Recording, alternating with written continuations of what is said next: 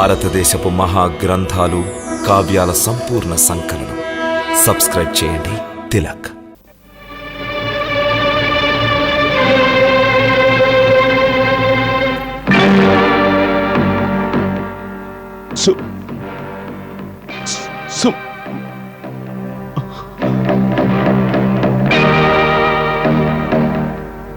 ఏమిటి విషయం మహారాజా?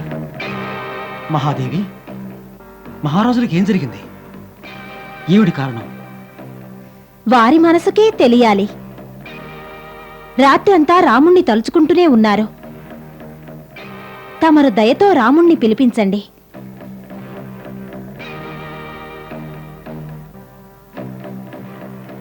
ఆర్యసుమంతా, వెళ్ళండి, రాముణ్ణి పిలిపించండి. క్షమించండి మహాదేవి, మహారాజుల ఆజ్ఞకు బద్ధుండి మేమెలా వెళ్ళగలం?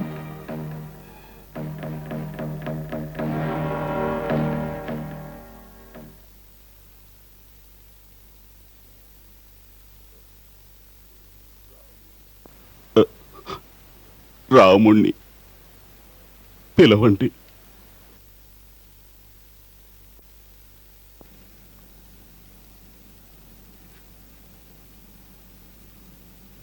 చిత్తం మహారాజా.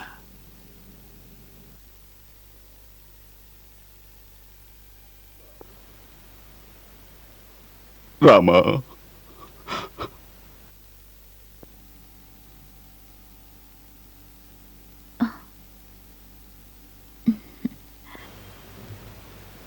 ఏం ఆలోచిస్తున్నారు సీత? ఏం లేదు, మేము తమ రాజ్యాభిషేకాన్ని ఊహించుకుంటున్నాం. కాదు, మరేదో అయ్యుంటుంది. దీర్ఘంగా ఆలోచిస్తున్నారు. మా ఆలోచన ఒక్కటే. ఈరోజు తమ శిరస్సుపై రాజమకుటం ధరింపచేసిన తరువాత తమరు ప్రజల ధ్యానంలో ఉండిపోతారో అటుపైన మాకు మీ మీద ఏమధికారం ఉంటుంది? ఇంత పెద్ద రాజదర్బారులో మరి ఈ సీతస్థానం ఎక్కడుంటుంది ప్రభు? మీ స్థానం సదా ఈ రాముని హృదయంలోనే. మేము మీ గురించి కాదు, మహారాజా రామచంద్రుల వారి గురించి అంటున్నాం. మీరు రాజా రామచంద్రుని గురించి ఆలోచిస్తూ ఈ రామునికి అన్యాయం చేస్తున్నారు అవధీశ్వరి. రాముడు రాజసింహాసనం మీద ఉన్న, హరితాసనం మీద ఉన్న, సీత లేనిది రాముడు ఏ స్థానము అధిష్ఠించలేడు. యువరాజులకి జయము. ఏమిటి సునందా? మహామంత్రి అవసర సందేశం తెచ్చి ఎదురు చూస్తున్నారు. వెంటనే దర్శించాలంటున్నారు.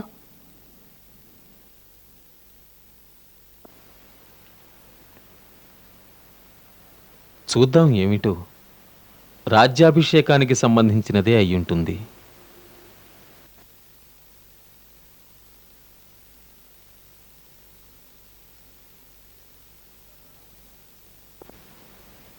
ప్రణామం ఆర్యసుమంతా.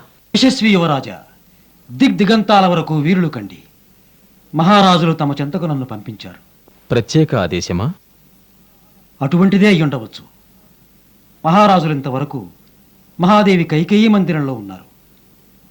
వెంటనే తమరిని వేంచేయమని ఆదేశం.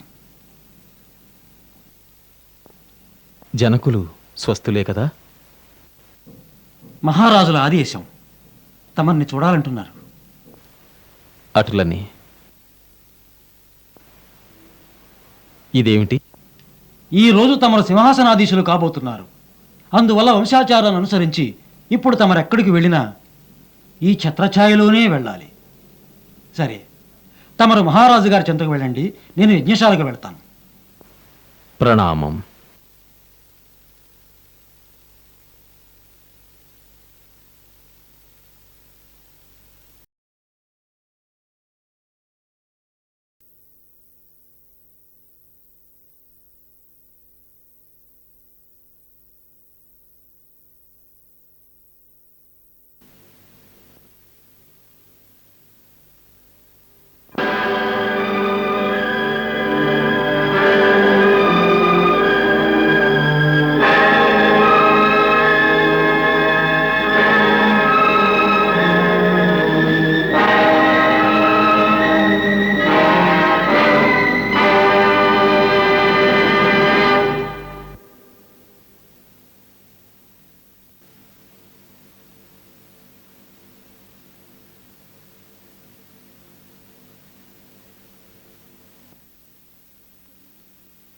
సుఖీభవ.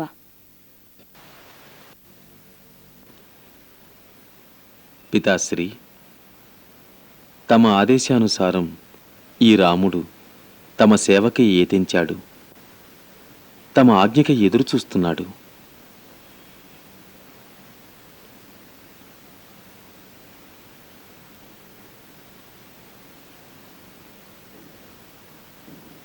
తమరు అస్వస్థతగా కనిపిస్తున్నారు. పితాశ్రీ ఎందుకిలా ఉన్నారు మాత? వీరి అస్వస్థతకు కారణం ఏమిటి? మేము రాజవైద్యులను పిలిపించమా? వీరి రోగానికి మందు రాజవైద్యుల దగ్గర లేదు, నీ దగ్గరే ఉన్నది. మా దగ్గర? ప్రస్తుతం రోగం ఏమిటి? నీ మీదున్న మోహం, నీ మీదున్న వాత్సల్యం, వీటి వల్లే ఈ రోజు సూర్యవంశ కీర్తికి కళంకం తీసుకురావడానికి సిద్ధంగా ఉన్నారు. మాత, మమ్మల్ని క్షమించండి. పితాశ్రీ గురించి ఆ విధంగా మాట్లాడడం సముచితం కాదు. మా పితాశ్రీ లాంటి ధీర వీర పురుషుడు ధరిత్రిపై మరెవ్వరూ లేరు. వారు సద్గుణ సంపన్నులు, సత్యవ్రతులు. వారి కీర్తిని దేవతలు సహితం కొనియాడుతున్నారు. అటువంటి వారు ఈ సేవకునిపై మోహంతో అపకీర్తి వచ్చే పని చెయ్యరు. సూర్యవంశానికి అప్రతిష్ఠ తీసుకురారు. ఇప్పుడు అదేగా చేస్తున్నారు తమ వీర ధీర పితాశ్రీ. మాకు నమ్మకం లేదు. పితాశ్రీ, తమలాంటి మహావీరులకు వ్యాకులత శోభించదు.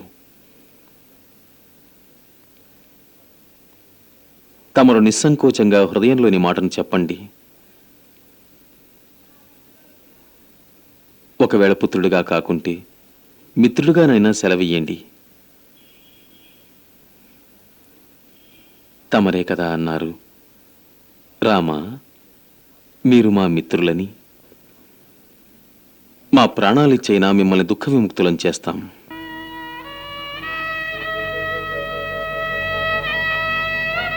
రామా,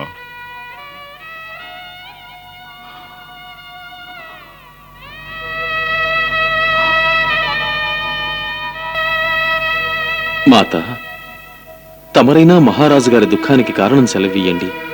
దాని నివారణకు మార్గాన్ని సూచించండి. మేమన్నాము కదా, నువ్వు తలుచుకుంటే వారి రోగ నివారణ జరుగుతుందని. మాత, తమకెందుకీ సందేహం కలిగింది? మేము పితాశ్రీ ఆజ్ఞాపాలన చెయ్యమనుకున్నారా? బాధ్యత అటువంటిది. మాత, ఈ రాముణ్ణి తమరు బాల్యం నుంచి పెంచారు. ఈనాడు అదే రాముణ్ణి సందేహిస్తున్నారా? మేం తప్పకుండా ఏదో అపరాధం చేసుంటాం. ఆ కారణంగానే మా పితాశ్రీ మాతో మాట్లాడడం లేదు. మాత మమ్మల్ని సందేహిస్తున్నారు. లేదు రామా, లేదు. మాకు బాగా తెలుసు, నువ్వు సత్యవ్రతుడువని మాకు తెలుసు. ప్రస్తుతం సెలవీయండి మాత. తమరు సంకేతమివ్వండి. మేము మీ కాళ్లకు మా చర్మంతో చెప్పులు కుట్టిస్తాం. పితాశ్రీతో పాటు తమరికి కూడా మా మీద అంత అధికారం ఉంది.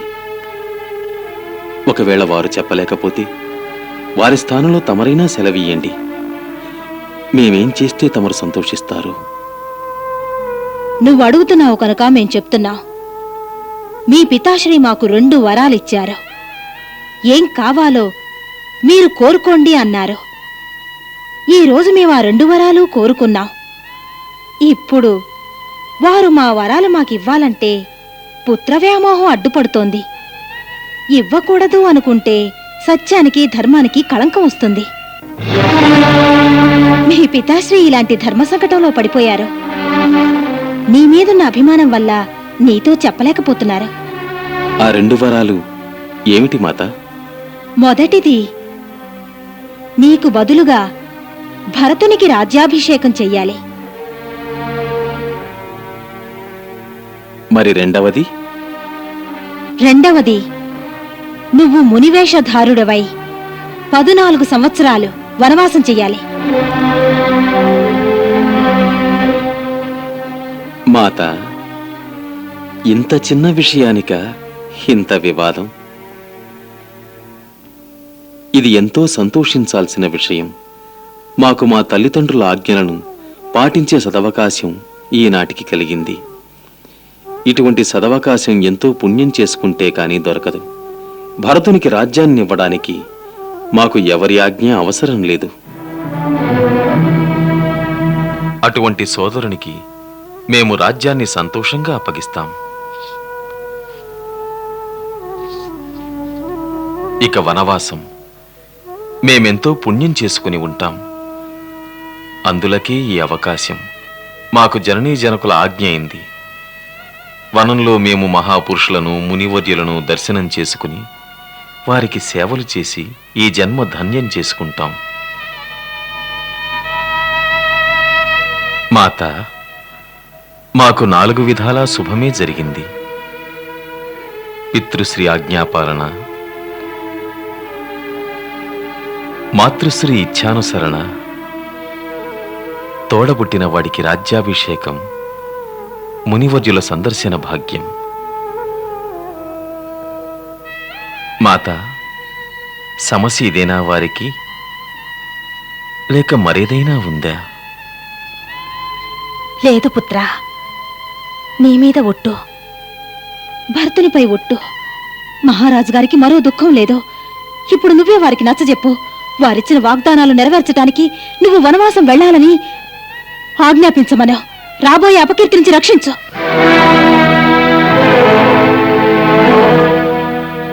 పితాశ్రీ, మేము తమ మనోరథాన్ని గ్రహించాం. ఇప్పుడు మీరు ముఖాముఖిగా ఆజ్ఞాపించవలసిన ఆవశ్యకత లేదు. ఏ పుత్రుడు తండ్రి మనసెరిగి నడుచుకుంటాడో ఆ పుత్రుడికి పరలోకంలో దేవతల సరసన స్థానం లభిస్తుంది. అయితే మేమొక విషయానికి చాలా బాధపడుతున్నాం. కేవలం ఇంత చిన్న విషయానికి తమరు తమ మనసుకి ఎంతో బాధ కలిగించారు. మహారాజా, తమరికి మా పైన విశ్వాసం లేదా? తమరికి మా సేవాధర్మంపై సందేహం కలిగిందా? పితాశ్రీ, ఆశీర్వదించండి. మేము ఈ కార్యాచరణతో మీకు పూర్తి విశ్వాసం కలిగిస్తాం. ఇప్పుడు మీరు ప్రసన్న హృదయంతో మా వనవాసానికి అనుజ్ఞనివ్వండి. ఇక మేము మీ మాటను పాటించి తమ ధర్మాన్ని రక్షించి మేం ధన్యులమవుతాం. మేం మాతా కౌసల్య, మాతా సుమిత్రుల వద్ద నుంచి సెలవు తీసుకుని అరణ్యాలకు వెళ్లే ముందు తమ చరణవందనాలకై మళ్లీ వస్తాం. మాత, మాకు అనుమతినివ్వండి.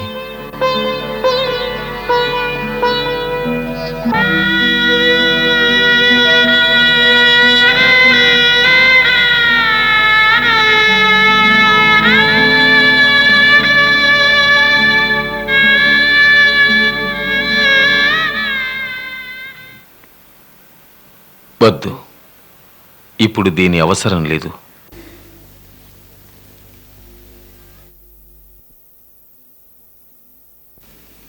రామా,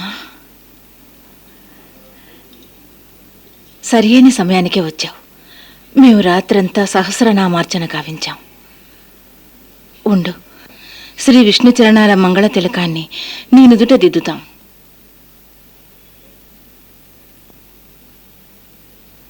కూర్చో, ఆసీనుడుగా మేం భగవంతుని ప్రసాదం తెస్తాం.